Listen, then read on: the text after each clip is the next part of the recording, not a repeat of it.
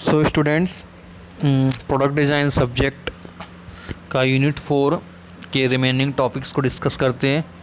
आज हमें डिस्कस करना है दो टॉपिक पर, एक जिक्सेंट पिक्चर है और दूसरा प्लानिंग प्रोसेस है। तो चलिए पहले देखते हैं हम planning process. What is planning process? इसको अगर आपको समझना हो तो दोनों जो टर्म्स हैं बहुत ही सिंपल है। प्लानिंग प्रोसेस मतलब किसी भी फर्दर प्लानिंग के लिए आप क्या क्या प्रोसेस अप्लाई करते हैं, उसके क्या क्या स्टेप्स होते हैं, क्या उसके इम्पोर्टेंस हैं, उसके बारे में पढ़ना होता है।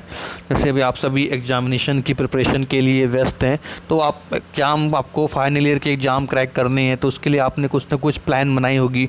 प्लान के लिए आप प्लानिंग बनाते हैं, उसके लिए आप क्या क्या प्रोसेस फॉलो करते हैं। उसी तरह से आप समझ के इस टॉपिक को एक्सप्लेन समझ सकते हैं। तो इसकी डेफिनेशन देखते हैं कि planning process is the steps of a company takes to develop budget to guide its future activities. The documents develop में include strategic plan, tactical plan, operating plans. Means कि कोई भी कंपनी है प्लानिंग प्रोसेस प्लानिंग में क्या करती है कि उसके फ्यूचर एक्टिविटीज़ को ध्यान में रखते हुए अपने बजट डिसाइड करती है, स्टेप्स लेती है, डेवलपमेंट को ध्यान में रखते हुए एक एक चीज़ क्या क्या उससे करना है उस चीज़ को रखते हुए अपना काम करना स्टार्ट करती है। डॉक्यूमेंट डेवलप करती है जिसमें उसके बहुत सारे स्ट्रेटजिक प्लान होते हैं, टैक्टिकल प्लान्स होते हैं, ऑपरेशन प्लान्स होते हैं, क्या क्या उसको आगे ऑपरेशन अप्लाई करना है, किस स्ट्रेटजी को फॉलो करना है। ये कम्प्लीटली प्लान ही कहलाते हैं planning process. The steps in planning process are develop object, develop task to meet those object. मतलब कि फाइनली जो हमें ऑब्जेक्टिव यहाँ किसी भी कंपनी का जो ऑब्जेक्ट होता है उसको अचीव करने के लिए ही ये स्टेप्स किए जाते हैं। प्रोसेस प्लानिंग के अंदर 6 से 7 स्टेप्स हैं जिसके बारे में हमें पढ़ना है। तो आप स्टेप्स का टाइटल के अकॉर्डिंग अपने हिसाब से भी एक्सप्लेन कर सकते हैं। आप स्टेप्स का टाइटल ध्यान रखिए, उसके हिसाब से आप बता सकते हैं कि हमें किस तरह से प्लानिंग प्रोसेस में वन स्टेप बाय स्टेप चलना है। तो सबसे पहले इसका पहला स्टेप होता है सेटिंग ऑब्जेक्ट। मतलब हम सबसे पहले क्या हमारा टारगेट है, किस चीज़ के लिए हम प्लानिंग कर रहे हैं, वो हमारा ऑब्जेक्ट क्लियर होना चाहिए। In planning function manager being with setting of object because all the policies procedure and method of home form activities objective only.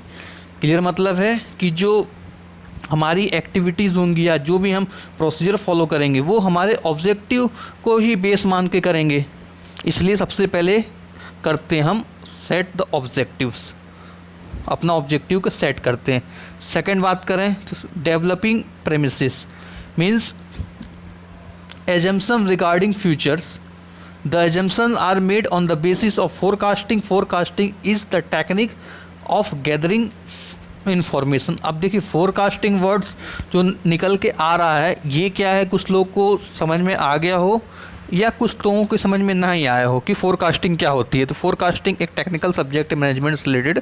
इसमें क्या होता है कि हम इन फ्यूचर में जो प्रोडक्ट है उसकी सेल को मतलब एक उसकी वो करते हैं, फोरकास्टिंग करते हुए अंदाज़ा लगाते हैं कि इसकी इतनी सेल होगी, इतना इसका डिमांड होगा, इतना इसका वैल्यू बढ़ेगा।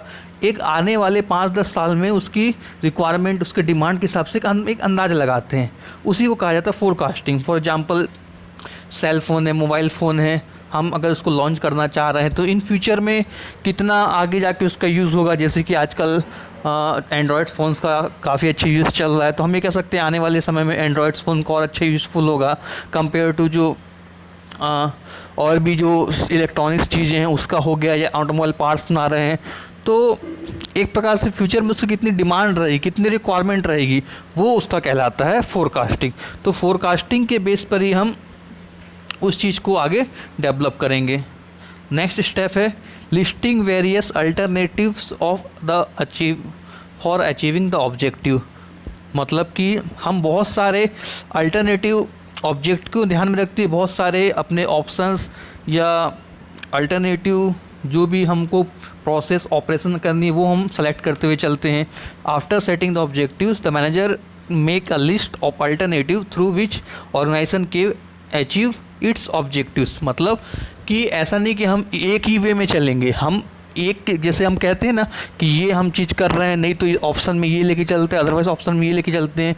इसका बेस्ट एग्जांपल बताऊं तो जैसे आप मिड सेमेस्टर पास आउट हो जाएंगे तो आपने आपके मन में 2 या 3 ऑप्शन रखे होंगे, या तो हम आगे प्रिपरेशन करेंगे या तो इस जॉब को करेंगे। इस तरह से अल्टरनेटिव्स को लेते हुए मैनेजर चलते हैं। इसके बाद क्या आता है, इवेल्युएटिंग डिफरेंट अल्टरनेटिव, मतलब उस चीज़ को अलग अलग जो भी अल्टरनेटिव एजम्पशन रहते हैं उस पर वर्कआउट किया जाता है।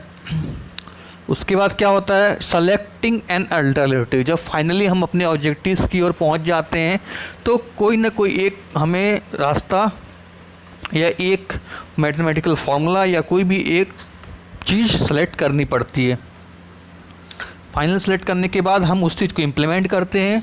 इम्प्लीमेंट हो जाने के बाद इम्प्लीमेंटिंग में वही कि this is step where managerial function also come in the pictures, the step in concern with putting the plan into action, मतलब हमने फाइनली अपना सेलेक्ट कर लिया है, अब हम उस प्लान को इम्प्लीमेंट करने जाते हैं।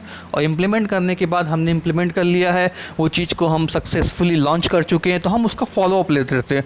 फॉलोअप लेते रहने का मतलब यही होता है कि हम उसको बारे में उससे टच में रहते हैं, कितना हम वो चीज़ मतलब आखिर हमारे ने बनाई है या मैन्युफैक्चर की है तो वो चीज़ काम आ रही कि नहीं आ रही है, या उसमें क्या कुछ कमी तो नहीं है, ये सब चीज़ों का फॉलोअप भी लेना ज़रूरी होता है।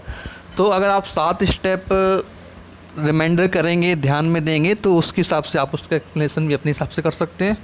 और इसका बेस्ट अगर आप फ्लो चार्ट के एग्जांपल समझाएं तो और भी बेस्ट रहेगा। नेक्स्ट टॉपिक है हमारा jigs and fixtures. Jigs and fixtures को समझने के लिए